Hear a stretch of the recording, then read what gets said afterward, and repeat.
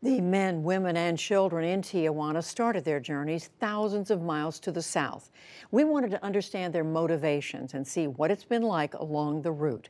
Producer Julia Galeano Rios followed one member of the caravan all the way to the U.S. border, starting in a Mexican city 70 miles from the Guatemala border. Here's Nick Schifrin. 1 month ago yesterday, in the central square of Mapastepec, we met 23-year-old Carla Cruz. Her and her friend's shoes were worn from the 500 miles they'd already walked. But she joked and smiled, even as they set off at 3 a.m. to beat the heat. Like so many along this migrant and refugee route, Cruz's dreams were born of nightmares.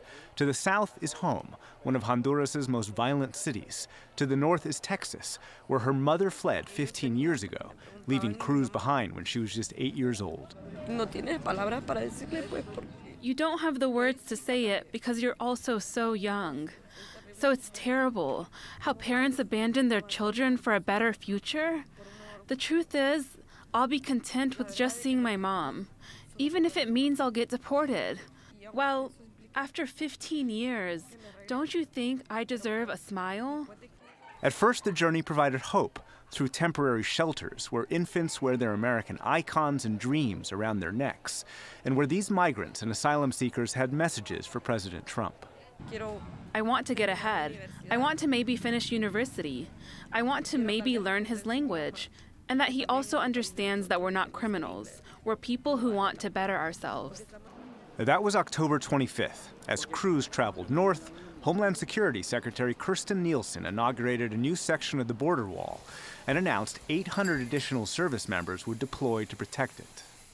We do not have any intention right now to shoot at people. They will be apprehended, however. Despite the threat, Cruz kept going, trying to hitch a ride from trucks whose flatbeds were already full. All they could provide was precious drinking water.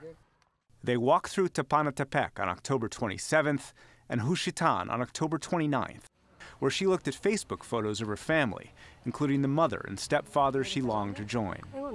She traveled with her cousin and made friends along the road for security and companionship through Mexican towns she'd already seen on previous attempts to go north. And when our camerawoman jokes the ride was romantic, her laugh still came naturally. That same night, President Trump spoke on Fox News. When you look at that caravan and you look largely, very, big percentage of men, young, strong, a lot of bad people in there. The next day, the Trump administration announced it would deploy 5,000 additional service members to the border. The president has made it clear that border security is national security. But Cruz kept walking for 7 days to Mexico City, where thousands set up temporary lives in a converted soccer stadium. By then, they were weary. She visited doctors provided by the Mexican government who said she had a fever and low blood pressure.